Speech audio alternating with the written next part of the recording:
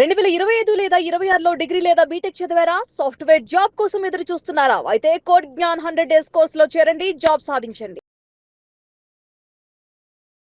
Hello Sairam గారు. Hello అండి. కొంతమందికి ఎంత నాలెడ్జ్ ఉన్నా జాబ్ రాదు, అవును. స్కిల్ ఉన్నా జాబ్ రాదు. కారణం ఏంటి? ఎలా ఐడెంటిఫై చేయాలి? చాలా మందికి సబ్జెక్ట్ అంతా తెలుసు, దాన్ని నాలెడ్జ్ అనుకుంటాం. ఓకే, ఆ తెలిసిన నాలెడ్జ్తో జాబ్ వచ్చేస్తుంది అనుకుంటారు. అవును, కానీ ఆ తెలిసిన నాలెడ్జ్ని ప్రాక్టికల్గా ఇంప్లిమెంట్ చేయాలి. ఇంప్లిమెంట్ చేసిన దాన్ని ఎక్స్ప్రెస్ చేయగలగాలి, అప్పుడే జాబ్ వస్తుంది అనమాట. సో వీళ్ళకి ఏదైనా తెలుసు అనుకోండి, అది నాలెడ్జ్ అనుకుందాం. ఈ నాలెడ్జ్ని ఇంప్రూవ్ చేయాలి. అందరికీ తెలుసు, ఇప్పుడు ఇక్కడ ఉన్న ప్రతి ఒక్కళ్ళకి కెమెరా ఎలా వాడాలి అంటే, ఓకే కెమెరా ఆన్ చేయొచ్చు, షూట్ చేయొచ్చు, షూట్ చేసేటప్పుడు రికార్డింగ్ ఆన్ చేస్తాం, ఆఫ్ చేస్తాం అన్నది తెలుసు.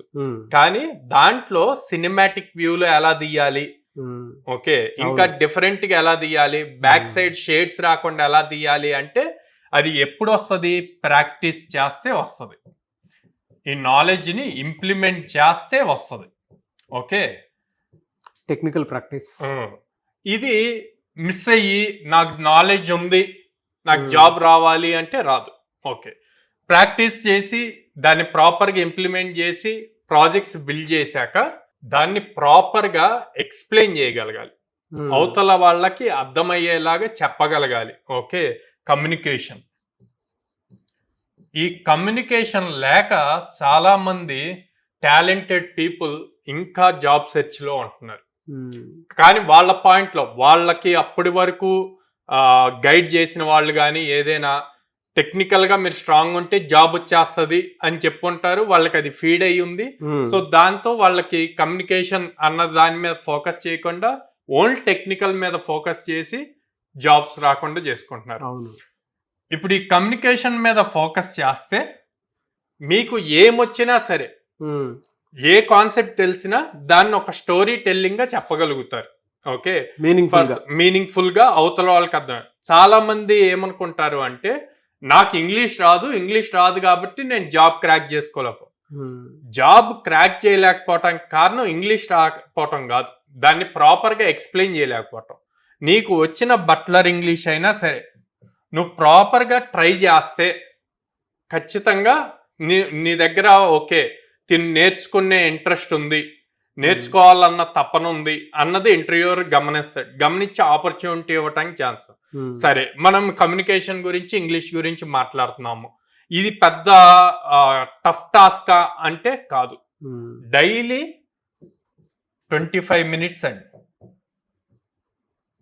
25 మినిట్స్ స్పెండ్ చేస్తే హార్డ్లీ 60 డేస్ స్పెండ్ చేస్తే బెస్ట్ పర్సన్గా అవ్వచ్చు. కమ్యూనికేషన్లో మనకి read, right, speak, listening, okay ఈ స్కిల్స్ చాలా ఇంపార్టెంట్.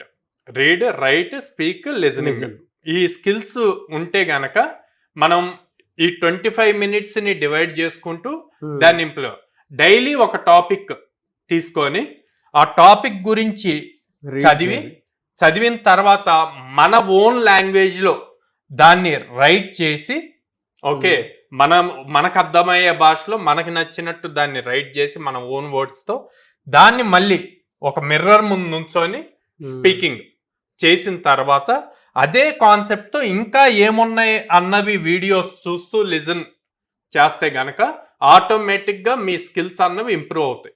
ఇది డైలీ 25 మినిట్స్ చేస్తే చాలు. మనం కోడ్ జ్ఞాన్లో డైలీ 1 అవర్ ఈ ప్రాసెస్ చేపిస్తాం క్లాస్లో. Very good. సో ఇలా చేయటం వల్లే వాళ్ళు అప్పటి వరకు ఇంజనీరింగ్ కంప్లీట్ అయిపోయే వరకు ఈ స్కిల్స్ లేక ఇబ్బంది పడుతున్న వాళ్ళు కూడా ఆ ఫస్ట్ 45 to 60 డేస్ లోపు ఆ కాన్ఫిడెన్స్ లెవెల్స్ వస్తాయి, ఆ కమ్యూనికేషన్ స్కిల్స్ పెరుగుతాయి, అప్పుడు జాబ్స్ క్రాక్ చేయగలుగుతున్నారు. అందుకే నా రోజు ఎగ్జామ్స్ డైలీ ఎగ్జామ్స్ అన్నవి ఉంటాయి. Okay okay okay okay good good sir. ఎలా సార్ అంటే మిమ్మల్ని అప్రోచ్ అవ్వాలంటే ప్రాసెస్ ఏంటి? సో స్క్రీన్ మీద కనిపిస్తున్న నెంబర్స్ కాల్ చేయొచ్చు, ఆర్ డైరెక్ట్గా బ్రాంచ్కి విజిట్ చేయొచ్చు. విజయవాడ మొగల్రాజపురంలో ఉంది, హైదరాబాద్ JNT మెట్రో స్టేషన్ దగ్గర ఉంది, వైజాగ్ ద్వారకా నగర్ ఫస్ట్ లైన్లో ఉంది. At the same time farming background నుంచి ఎక్కువ మంది స్టూడెంట్స్ వస్తారండి. వాళ్ళకి ఫీజు అన్నది బర్డెన్ అవ్వకుండా ఉండటానికి జీరో డౌన్ పేమెంట్, జీరో ఇంట్రెస్ట్తో 6 months, 8 months, 10 months EMI option కూడా ఉందన్నమాట. ద సేమ్ టైం గర్ల్స్కి సెక్యూరిటీ పర్పస్గా అండ్ హోమ్లీ ఫుడ్ ఉండటం కోసం విజయవాడ క్యాంపస్లోనే హాస్టల్ కూడా ఉంది గర్ల్స్కి.